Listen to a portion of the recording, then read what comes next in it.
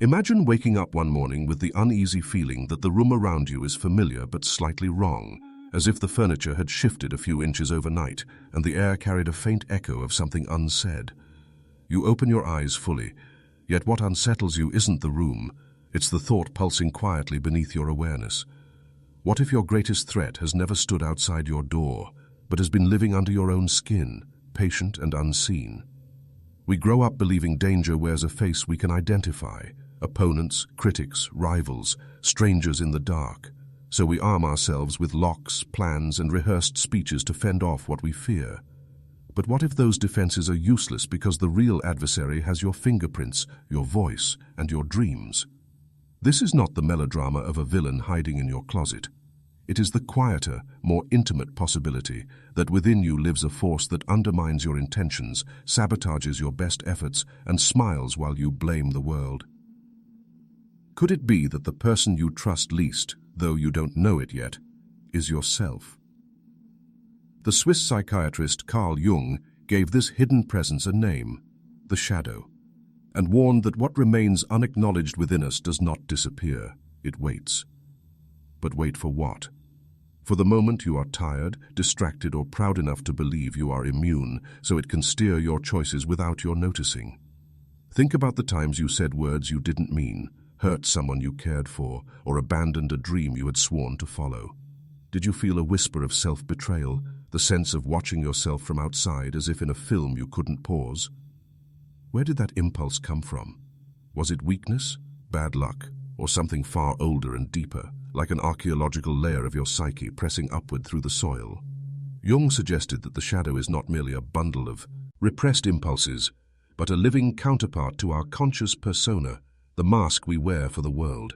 If that's true, then every persona casts a shadow, and every virtue may conceal an opposite vice you would rather not see. What if your kindness hides resentment, your discipline masks hunger, your generosity cloaks envy? How do you tell where you end and the shadow begins when both speak in your own voice? The paradox grows darker. The more earnestly you deny this part of yourself, the more power it may acquire.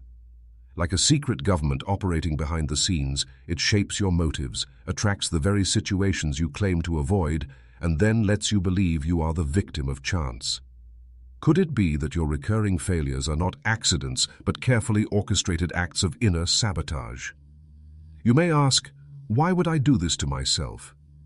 Yet the question itself assumes there is only one I. What if there are two or more currents within you, one conscious, one unconscious, and the latter sometimes stronger? Picture standing on a bridge at dusk, watching your reflection in the river. The water ripples and doubles your image. Which one is you? The face on the surface or the darker figure beneath, shifting and distorted? Now imagine that darker figure reaching up to touch you first. This is the unease Jung tried to capture. The recognition that the shadow is not a metaphor for villains, but the sum of all you refuse to integrate. And if that is so, then perhaps the danger we attribute to enemies, the power to wound, to mislead, to destroy, is a projection of what we cannot face in ourselves. What if the people you fear most are simply mirrors, showing you the parts of yourself you've disowned? If that were true, then the old strategies of self-protection, avoidance, vigilance, even aggression, would not save you. You cannot escape a shadow by running from it. It lengthens, ends with your speed. So the real question is not how to fight the shadow as you would an external foe, but how to turn toward it without being consumed. Yet even asking that feels dangerous, doesn't it? Because to meet the shadow, you must enter the territory you've marked off-limits inside your own mind, and once you cross that border, you may not emerge the same. Still, Jung hinted that ignoring this journey carries a far greater cost. If the shadow is more dangerous than enemies, then the very security of your identity may be a fragile illusion, a house built above a cavern you've never dared to explore. As you stand on the threshold of that realization, one question rises like a challenge you cannot unhear. If the greatest threat you face is within you, what kind of courage and what kind of honesty will it take to confront it? You have probably been taught to think of yourself as one coherent person, one will, one mind, one story you're steadily writing. Yet if you look closely at your own behavior across a single week, you will notice startling inconsistencies. One day you promise yourself you will no longer explode in anger. The next day, a trivial inconvenience provokes you into words you barely recognize. You commit to honesty, but when the stakes feel high, you tell a small lie that later grows claws. This discrepancy is not merely being human in the colloquial sense. It reveals a fault line that runs through the center of your identity, one deep enough to undermine your best intentions. Carl Jung believed this fault line was not accidental, but archetypal, the unavoidable result of consciousness defining itself against what it rejects. When you say, "I am generous," you silently imply, "I am not selfish." When you proclaim, "I am brave," you cast away the cowardice you fear. In other words, to craft a persona, you must exile what contradicts it. But exile does not annihilate. It merely relocates. Those disowned qualities descend into the unconscious, where they collect like rye and water in a hidden cistern until, under pressure, they rise again. Jung called this reservoir the shadow and warned that it contains both our primitive impulses and our unlived virtues, everything we cannot acknowledge yet still carry. Philosophers before Jung hinted at this same inner duality. Friedrich Nietzsche, who influenced Jung deeply, wrote that one must have chaos within to give birth to a dancing star. He suspected that repressing one's darker energies leads not to sainthood, but to resentment and subtle cruelty. Arthur Schopenhauer, even gloomier, saw the human will as blind, irrational, endlessly striving beneath the surface of rational thought. And Viktor Frankl, who survived the camps, noticed how suffering exposed not only human evil, but also hidden reservoirs of courage in people who never suspected they had it. All of them pointed toward the same paradox. What you exclude from your conscious life does not die, but becomes fate. The Greeks dramatized this in their tragedies, where a hero's downfall is rarely caused by an external enemy, but by a flaw, hubris, rage, blindness, he refuses to confront. Modern psychology confirms what ancient myth intuited. Suppression strengthens what is suppressed. Neurologically, pathways you avoid rehearsing consciously may still activate subconsciously, influencing decisions faster than your prefrontal cortex can register. Cognitive biases like confirmation bias, projection, and self-serving bias function as the shadow's messengers, distorting perception so you can keep your self-image intact while enacting its opposite. Consider projection, a term Jung popularized. When you find yourself disproportionately angry at someone else's arrogance, laziness, or dishonesty, it may be your own disowned trait speaking through your judgment. By condemning another, you secretly confess what you cannot integrate. This is why, Jung observed, your enemies often reveal more about you than your friends do. They act as living screens for your inner cinema. Nietzsche captured this dynamic with unsettling clarity. He who fights monsters should see to it that he himself does not become a monster. Yet you may already have. Only you wear a convincing mask. The mask, what Jung called the persona, is necessary for social life, but when you mistake it for your whole self, you begin to defend it at any cost, even sabotaging your deeper growth. On the societal level, this mechanism becomes even more dangerous. Cultures, like individuals, create shadows. A nation that defines itself as virtuous may repress the memory of its violence. An era that worships productivity may bury its exhaustion and despair. These collective shadows then erupt in scapegoating, moral panics, or sudden outbursts of cruelty from people who believe they were on the good side. Aldous Huxley warned that the surest way to commit atrocities is to believe you are incapable of them. Jung, working in Europe between two world wars, saw firsthand how unacknowledged collective shadows can summon tyrants. He wrote that the true danger is the psyche of man itself. This was not a metaphor for external enemies, but a warning about inner contagion spreading outward. If the shadow is so pervasive, why do we resist facing it? Because acknowledging it threatens the fragile story we tell about who we are. Your identity feels like a fortress, but it is built from choices of emphasis and omission, qualities you highlight and qualities you hide. To admit that the fortress sits atop a dungeon of impulses and unclaimed strengths is to question whether you know yourself at all. That can feel like annihilation, yet Jung suggested that only by opening that dungeon do we become whole. One does not become enlightened by imagining figures of light, he wrote. but by making the darkness conscious. Notice how this contradicts the popular self-help narrative of positive thinking or manifesting your desires. Jung's path is more treacherous. To turn inward, confront what you hate or fear in yourself, and integrate it without collapsing into it.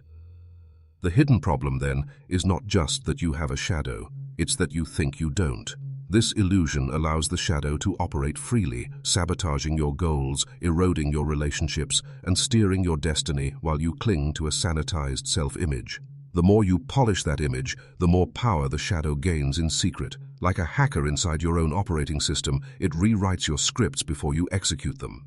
That is why, paradoxically, the shadow can be more dangerous than any external enemy. An enemy must cross your defenses, but the shadow builds them and chooses when to lower them. You might already feel the tremor of recognition in your own life, projects mysteriously abandoned, relationships that replicate old wounds, habits you thought you'd outgrown, returning at the worst moment. These are not random misfortunes. They may be signals from the parts of you you've refused to meet, and each time you turn away, the cost increases. Jung saw neurosis, addiction, and moral hypocrisy as the bills the shadow presents for long overdue attention. The question is no longer, do I have a shadow? But how much of my life is it already living for me? This is the psychological and philosophical ground beneath your feet. The stage is set, but the full consequences of ignoring it have yet to be revealed. In the next movement of this journey, we will follow those consequences outward, watching how the unseen self shapes not just your inner world, but the fabric of your relationships, your society, and even history itself, often with devastating precision. When you begin to look at your life through the lens of the shadow, familiar events start to shimmer with a new, unsettling meaning. Patterns you once dismissed as bad news, or other people's flaws, reveal a hidden architecture, your unconscious designs written across the stage of your days. You think you have chosen your friends, partners, and enemies. Perhaps it is the shadow that has chosen them for you, selecting the characters who will play out your unacknowledged dramas. Why do people leave you at the exact moment you feel most secure? Why do you gravitate towards situations that humiliate or limit you, even as you swear you will never repeat the past? These are not coincidences, they are enactments. Jung wrote that, until you make the unconscious conscious, it will direct your life and you will call it fate. That single sentence contains a devastating implication. The tragedies you attribute to destiny may be rehearsals of your own hidden script. Cognitive science gives us a glimpse of how this works at the level of the brain. Long before you form a conscious intention, networks deep in the limbic system and basal ganglia begin preparing actions, guided by emotional memories and implicit associations. You think you are making a free choice, but a silent algorithm is already nudging your hand. Combine this with the shadow, the collection of repressed impulses and unlived strengths, and you have a force powerful enough to steer your career, your loves, even your self-worth, without announcing itself. That is why people can sabotage their greatest opportunities at the threshold of success or betray the very values they most loudly defend. It is not simply weakness, it is the psyche trying to balance what you have disowned, like a pendulum swinging back to the center you keep avoiding. The consequences ripple outward. In relationships, the shadow often appears as projection. You fall in love with someone who embodies your unacknowledged qualities. Perhaps their spontaneity mirrors the playfulness you've buried, or their ruthlessness reflects the assertiveness you fear. At first, you feel magnetized, then threatened. You try to control or change them, not realizing you are restless. Your own reflection. Friendships dissolve, marriages fracture, workplaces become battlegrounds, all because two shadows are colliding while their owners insist on their innocence. How much human suffering stems not from overt malice, but from unconscious mirroring? Jung saw this everywhere. Individuals blaming each other for traits they refuse to see within themselves. Groups demonizing outsiders as carriers of their own repressed drives. History amplifies the pattern. A society that refuses to acknowledge its collective shadow may produce leaders who dramatize it on the world stage. Think of cultures that pride themselves on freedom yet slide into surveillance, or nations proclaiming peace while exporting war. These contradictions are not mere hypocrisy, they are eruptions of disowned forces. Jung warned that when masses succumb to unconscious projections, they become capable of atrocities individuals would never imagine alone. In his time, he watched a cultured, technologically advanced nation give rise to a regime of mass murder fueled by archetypes of purity and destiny. The lesson was stark. Ignoring the shadow does not make it harmless. It makes it enormous. On the personal level, the shadow also shapes your inner weather. Repressed anger can return as depression, buried envy as numbness, denied fear as chronic busyness. You may think you are escaping pain by suppressing it, but you are only changing its costume. Neuroscience supports this. Suppressing emotional responses activates stress circuits and can impair immune function. Over time, the body becomes the canvas on which the shadow paints. Addictions, compulsions, psychosomatic illnesses, these may be attempts of the unconscious to break through the persona's walls. What you refuse to experience consciously will demand expression somewhere else. Perhaps the most insidious consequence is the distortion of meaning itself. When the shadow rules from below, your sense of purpose can become a mask for avoidance. You pursue a career not because it calls you, but because it hides a fear of inadequacy. You perform kindness not as genuine compassion, but as a shield against your own rage. Even spirituality can become a way to escape your darkness rather than integrate it, a phenomenon Jung called spiritual bypassing.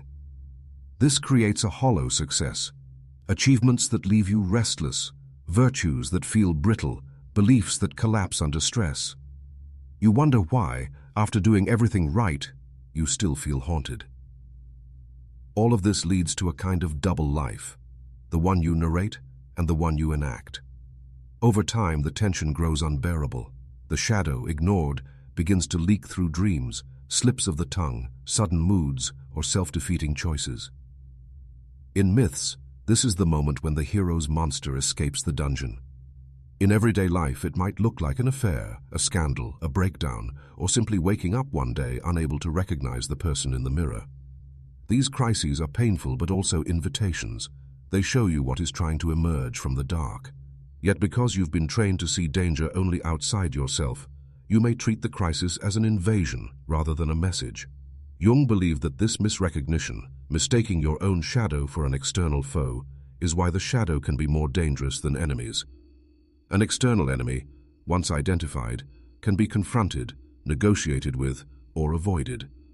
But a shadow mistaken for fate or injustice keeps you fighting phantoms while its true source remains untouched.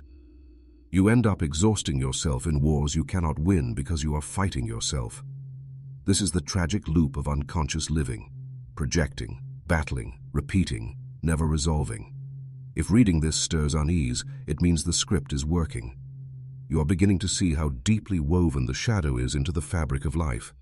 This is not meant to leave you hopeless, but to prepare you for the next movement, a rebellion not against some, the outer oppressor, but against the inner pattern that has ruled you by secrecy. Breaking free will not be simple. It will demand a radical shift in how you relate to your own mind and to the images you have of good and evil. Yet within that shift lies the possibility of wholeness, of living from a center that is not divided against itself. In the next section, we will cross that threshold and explore what a true inner rebellion looks like, how people throughout history, philosophy, and psychology have confronted their shadows and emerged transformed, and how you might begin the same journey. Up to now, you've seen the shadow as a hidden architect of patterns you never consciously designed. But here, a decisive question emerges. If the shadow seems to move before you, is it possible to move before the shadow? Jung's answer was not to crush or exile it. He had already watched entire nations try that with catastrophic results, but to integrate it. Integration is not indulgence. It is not a romanticization of cruelty or a license for chaos. It is the painstaking, courageous work of acknowledging, naming, and then embodying in conscious form what was previously acting behind your back. Imagine standing in a dimly lit basement you've avoided for years. At first the shapes seem monstrous. Only when you step closer do you see that some are lost tools, some are treasures, some are simply shadows cast by harmless objects. This is the beginning of rebellion, turning on the light where you once refused to look. In practical terms, the first act of rebellion is radical self-honesty. This is not the same as self-criticism, which often reinforces the persona's desire to appear good.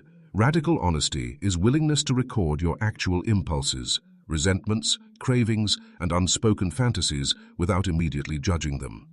Jung called this shadow work, and in modern psychotherapy it echoes in practices like journaling, parts work, and internal family systems therapy. The aim is to give language and image to what has been silent, so it can join consciousness rather than sabotage it. You might begin by writing down the qualities in others that irritate or fascinate you most intensely. Ask, what part of me resonates with that? Where do I act it out, even subtly? This inquiry is uncomfortable, but each honest recognition is a small act of liberation, because what you can name, you can choose. The second act of rebellion is dialogue. Jung developed a method he called active imagination, where you enter a meditative state and let images or figures from your unconscious speak. Rather than dismiss them as fantasies, you treat them as parts of yourself seeking expression. This is not mystical in the supernatural sense. It is a disciplined way of encountering your own psyche. When the shadow presents itself, you do not obey it, but neither do you banish it. You listen, question, and integrate. Over time, you may discover that behind your anger lies an unmet need, behind your envy, a neglected talent, behind your fear, a desire for authenticity. This is the paradoxical treasure of the shadow. What looked like poison often contains medicine. Third comes the act of embodiment. Integration cannot remain a purely mental exercise. It must change how you live. Perhaps you recognize that your excessive politeness masks suppressed assertiveness. The rebellion would be to practice direct speech in small, conscious doses rather than waiting for an explosive outburst. Or you discover that your compulsive busyness hides a fear of stillness. The rebellion would be to sit quietly each morning, letting the discomfort surface until it loses its grip. Each deliberate, embodied experiment rewires neural pathways, teaching the unconscious that it can express itself without hijacking you. In this sense, rebellion is not a one-time coup, but a daily micro-practice of self-leadership. Philosophically, this shift echoes Nietzsche's idea of the self-overcoming individual who takes the raw energies of instinct and transforms them into creativity rather than repression. It also resonates with Viktor Frankl's insistence that even in dire circumstances, we retain the freedom to choose our attitude. The common thread is agency. When you stop denying the shadow, you stop being its puppet. The energy you once spent on suppression becomes available for imagination, empathy, and purposeful action. Many great artists, reformers, and healers have testified to this process. They were not saints devoid of darkness, but people who mined their own darkness for insight and power, transmuting it into works or movements that expanded collective consciousness. There is also a communal dimension to this rebellion. Because projection fuels conflict, every step you take toward integrating your shadow reduces the amount of unowned aggression you export onto others. In a world where social media algorithms reward outrage and scapegoating, even a single person practicing conscious ownership of their reactions is quietly revolutionary. You begin to notice when you are about to vilify someone and pause long enough to ask, what is this showing me about myself? That pause interrupts the automatic loop and weakens the collective shadow. As Jung noted, the salvation of the world consists in the salvation of the individual soul.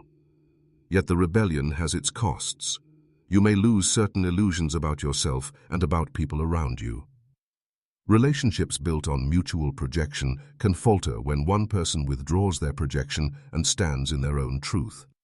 The persona may feel exposed and vulnerable without its usual defenses. This is why integration requires not just honesty, but compassion, a willingness to hold your imperfections without collapsing into shame. Otherwise, the shadow simply trades one mask for another. Jung emphasized that individuation, his term for becoming a whole person, is a lifelong process, a spiral rather than a straight line. You will revisit the same themes at deeper levels, each time with more awareness. The goal is not perfection, but wholeness, which includes contradiction. Notice how different this is from the popular fantasy of defeating your inner demons. Defeat implies eradication. Integration implies relationship. You do not destroy the shadow any more than you destroy night to have day. You learn to live with cycles, to harvest the power hidden in what you feared, and to stop projecting it outward as an enemy. This is why the rebellion Jung envisioned is more subversive than any external revolution. It overturns the inner hierarchy by which the persona rules and the shadow sabotages.